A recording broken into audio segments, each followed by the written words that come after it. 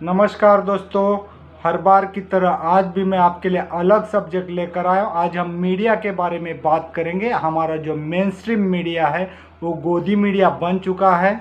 आज के वीडियो में हम देखेंगे कि किस तरह से वर्ल्ड का मीडिया काम करता है, दुनिया भर का मीडिया किस तरह से काम करता है और हमारा गोदी मीडिया किस दिशा में जा रहा है और वो काम किस तरह से करता है। तो आइए जानते हैं गोदी मीडिया के बारे में।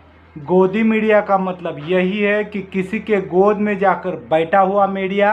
जब भी गोदी मीडिया का नाम आता है, साथ में पत्रकार रवीश कुमार जी का नाम लेना ज़रूरी हो जाता है, क्योंकि गोदी मीडिया का जो नाम है वो पत्रकार रवीश कुमार जी ने दिया हुआ नाम है।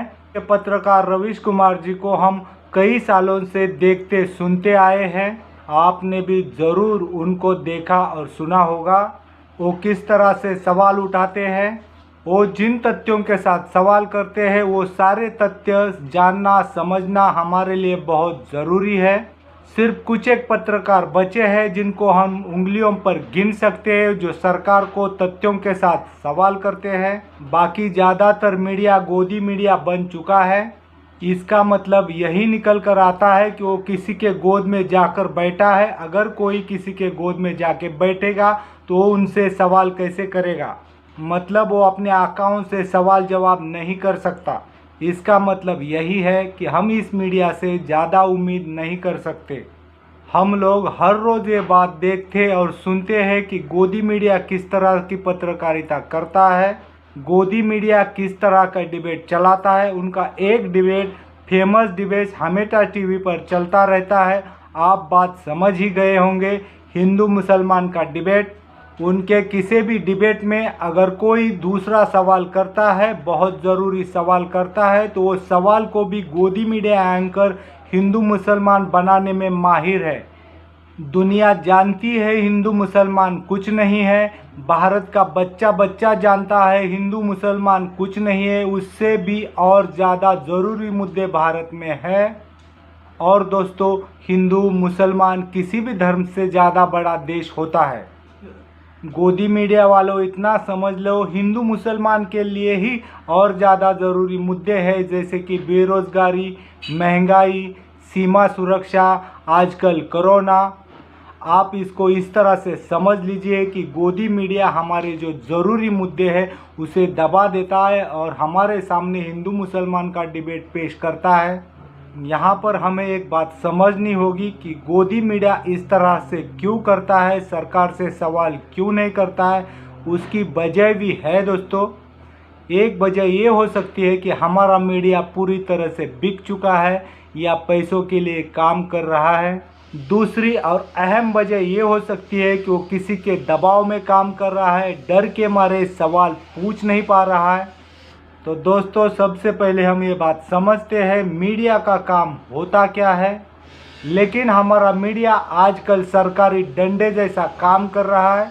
मीडिया की ये जिम्मेदारी बन जाती है कि सरकार की जो अलग अलग योजनाएं हैं वो सही तरह से जनता तक पहुंचाना, और जनता की जो भी समस्या है वो तथ्यों के साथ सरकार के सामने रखना। सरकार अगर कोई योजना बनाती है, सरकार अगर कोई निर्णय लेती है, तो उस निर्णय के, उस योजना के तह तक जाकर सत्यता को ढूंढना ये मीडिया का काम होता है। सरकार जो भी वादे करती है उन वादों की तह तक जाना, सत्यता ढूंढना, उन वादों को ज़मीनी स्तर पर क्या काम हो रहा है वो ढूंढना, उसकी सच्चाई जनता के सामने रखना, ये होता है मीडिया का काम। और भी जनता के ज़रूरी मुद्दे होते हैं, जैसे बेरोज़गारी का मुद्दा। बहुत सारे लोगों के जॉब्स जा रहे हैं, किसी का जॉब सिक्योर नहीं है और नए जॉब क्रिएट नहीं हो रहे। सिर्फ रोज़गार के बारे में सरकार ने बड़े बड़े वादे किए थे, जैसे कि हर साल 2 करोड़ लोगों को नौकरियां मिलेगी, उसकी सच्चाई जनता के सामने रखना। दूसरी बात यह है कि तेल की कीमतें बहुत बढ़ चुके हैं। पेट्रोल 100 के पार जा चुका है, सरसों का तेल 200 के पार जा चुका है। इसका मतलब क्या है? इसका मतलब यह है कि महंगाई बहुत तेज़ी से बढ़ रही है। ऐसे मुद्दे सरकार के सामने रखना। हो सकता है दोस्तों आने वाले दिनों में हमें इससे भी भयंकर महंगाई का सामना करना पड़े। और एक ज़रूरी मुद्दा बताता हूँ, सीमा सुरक्षा का मुद्दा। चीन हमारी सीमा में बार बार घुसपैठ कर रहा है। नेपाल जैसे देश ने भी हमारे लोगों के ऊपर फायरिंग कर चुका है। पाकिस्तान के साथ हमारे कई सालों से, कई वर्षों से विवाद चल रहे हैं। और जब कोरोना की दूसरी लहर आई थी तब हमारा हेल्थ सिस्टम किस तरह से कोलैप्स कर गया था। इसी तरह के मुद्दे उठाना बहुत ज़रूरी है, लेकिन हमारा गोदी मीडिया सरकार से इस तरह के सवाल करता है, प्रधानमंत्री जी से इस तरह के सवाल करता है, सर क्या आप पर्स रखते हैं या नहीं रखते हैं, आप थकते क्यों नहीं हैं, अगर आप थकते नहीं हो तो आप किस तरह का टॉनिक लेते हो। और मज़े की बात यह है कि इस तरह के सवाल पूछे जाते हैं कि आम काट के खाते हैं या चूस के खाते हैं। ये बातें जानना जनता के लिए ज़रूरी है। दोस्तों, यहाँ समझने वाली बात यह है कि हमारा मीडिया हमेशा इस तरह से नहीं था। 2014 से पहले अगर 1 रुपया तेल की कीमत बढ़ जाती थी तो बहुत सारा हंगामा खड़ा करता था, लेकिन पिछले कुछ वर्षों से हमारे मीडिया का जो झुकाव है वो सत्ता पक्ष की तरफ जा चुका है। जब से मीडिया का झुकाव सत्ता की तरफ जा चुका है, मीडिया सरकार से सवाल नहीं करता। यहाँ मीडिया विपक्ष से सवाल कर रहा है 1962 में क्या हुआ था, 40-50 साल पहले के सरकारों ने क्या गलतियाँ की थी, वो गलतियाँ ढूंढ ढूंढ के विपक्ष के ऊपर निशाना साधता है। बहुत पुरानी 40-50 वर्ष पुरानी बातें निकाल कर विपक्ष को निशाने पे ले लेता है। इससे क्या बेरोजगारी, महंगाई, ये समस्या हल हो जाएगी? जी नहीं। अगर हमको महंगाई, बेरोजगारी जैसे मुद्दे उठाने हैं तो आज के सरकार से सवाल करना होगा। ये छोटी सी बात मीडिया नहीं जानता या जानबूझकर वो बातें दबा देता है, आप मेरे से बेहतर समझ सकते हैं। लेकिन वीडियो के अंत में दोस्तों मैं ये उम्मीद करता हूँ कि हमारा लोकतंत्र का चौथा स्तंभ ये गोदी मीडिया सुधरेगा, रियल मीडिया बन जाएगा। लेकिन हम उम्मीद पे जी नहीं सकते, हमें अपनी तरफ से सरकार से सवाल पूछने होंगे। आप अपनी तरफ से सरकार को सवाल पूछिएगा। अगर हम लोगों ने, जैसे कि मैंने, आपने सरकार से सवाल नहीं पूछे तो बेरोज़गारी और बढ़ जाएगी और साथ में महंगाई का सामना करना पड़ जाएगा। आज 100 रुपये का पेट्रोल है, कल 200 हो सकता है। सरसों का तेल आज 200 है, 400 हो सकता है।